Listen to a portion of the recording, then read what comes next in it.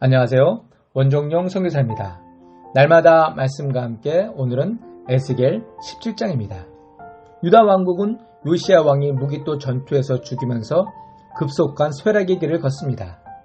요시야 왕이 뒤를 이어 여호아스, 여호와김, 시드기야가 왕위를 이어가지만 결국은 바벨론에 의해 유다의 역사는 종말을 구합니다. 17장은 이런 역사적 배경에서 15절에 암시하는 바와 같이 예루살렘이 함락되기 이전에 애굽에게 도움을 요청하기 위한 외교 사절단을 보낸 시점에서 선포된 예언으로 보입니다. 3절에서 6절은 독수리와 두 포도나무에 대한 본격적인 비유가 나타나고 있습니다. 17장은 두 부류의 독수리가 등장합니다. 3절에 나타나는 큰 독수리는 힘세고 재빠르며 적대적인 바벨론에 대한 상징으로 사용되게 했습니다. 여기서 레바논 백향목은 다윗 왕조를 가리킵니다. 이는 열왕기상 7장 2절에 솔로몬의 궁들 중에 건축에 사용된 레바논 백향목 때문에 레바논 궁이라 부릅니다. 독수리가 레바논, 곧 예루살렘에서 높은 가지를 꺾고 구역에 있다 가나안 땅에 둔 것은 느부갓네살 왕이 유다를 침략해 여호와긴을 바벨론으로 끌고 가서 그곳에 붙잡아둔 사건을 가리키고 있습니다. 또한 이것은 여호와긴 대신에 시드기야를 왕으로 삼아 유다를 다스리게 한 사건을 말하고 있습니다. 7절에서 10절은 포도나무의 배반과 그 결과가 서술되고 있습니다. 여기에 나타난 다른 독수리는 애굽 왕을 의미합니다. 물가에 심은 포도나무는 독수리 아래에 머물면서 많은 열매를 맺어야 했습니다. 즉 바벨론 왕이 영향 아래 있어야 했습니다. 그러나 말이 안 되게 포도나무는 독수리를 배반합니다.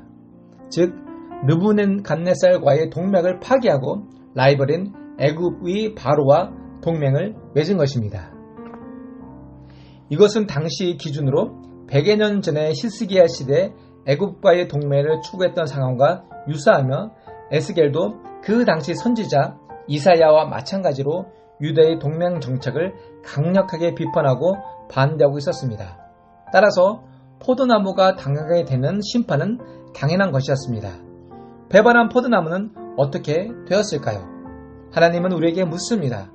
배반한 포도나무가 번성하겠느냐? 포도나무가 좋은 자리에 심겨졌다고 무성하게 잘 자라겠느냐? 환경이나 여건이 잘 갖추어졌다고 해서 너희 앞길이 잘 풀리겠느냐라고 묻고 계십니다. 지금 유다는 위기 상황입니다. 이 모든 문제의 원인은 하나님과의 언약 관계를 깼기 때문에 발생한 것인데 유다는 아직도 그것을 깨닫지 못하고 있습니다. 그들이 의지할 것은 애굽 나라가 아니라 하나님임을 깨달아야 한다고 에스겔은 외치고 있습니다. 그리고 포도나무의 뿌리를 뽑는다는 엄청난 재앙의 결과를 선포합니다. 11절에서 21절에 다시 비유가 등장합니다. 여기서 비유가 의미하는 바는 역사적 차원과 신학적 차원 두 가지로 설명되고 있습니다.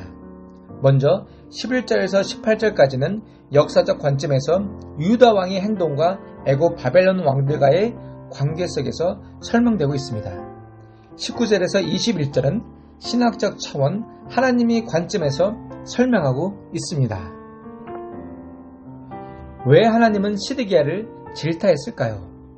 시드기야는 정치적으로 보면 나름대로 이스라엘의 독립을 원했고 노력했던 인물이지만 오늘 17장 16, 17, 18절을 보면 그가 맹세를 업신여기고 언약을 배반했기에 시드기야는 죽을 것이고 유다는 심판을 받을 것이라고 말씀하고 있습니다. 하나님은 유다의 제국으로 인해 바벨론을 사용하여 유다를 징계할 하나님의 도구였습니다. 많은 선지자들이 바벨론은 하나님의 도구라고 외치고 있지만 유다는 그것을 가볍게 여겼습니다. 그리고 그저 순간의 위기만 모면하고자 하나님의 뜻과 상관없이 강대국 애굽을 찾아 굽신거리는 모습을 보여왔습니다. 그 결과 결국 하나님의 심판을 피할 수 없게 되었습니다. 우리가 유다의 심판으로 인해 알아야 하는 것은 믿는 자들은 역사적 사건 속에서 하나님의 행동을, 즉 역사 속에 개입하시는 하나님을 알아야 합니다. 바벨론은 자국의 이익을 위해 유다를 침공하고 왕과 고관들을 포로로 잡아갔습니다. 하지만 그것은 유다의 죄악에 대한 하나님의 심판이었습니다. 사람은 자신의 생각을 가지고 행동하는 것처럼 보이지만 그것을 이루어 가시는 분은 하나님이심을 우리는 알아야 합니다. 따라서 우리는 세계와 개인의 역사에서 드러나는 하나님의 뜻과 일하심을 똑바로 알아야 하고 영적으로 세상을 보는 관점을 키워야 합니다. 역사와 인간의 생사화복에는 그것을 주권적으로 다스리시는 하나님이 계십니다. 그러므로 우리가 어려움을 잘 극복하고 잘 될 수 있는 비결은 하나님께로 돌아가고 하나님을 의지하며 말씀에 순종하는 것일 뿐임을 알아야 할 것입니다. 아멘. 기도하겠습니다. 하나님, 오늘도 주의 말씀에 순종하여 세상과 타협하지 않고 주만 바라보게 하옵소서.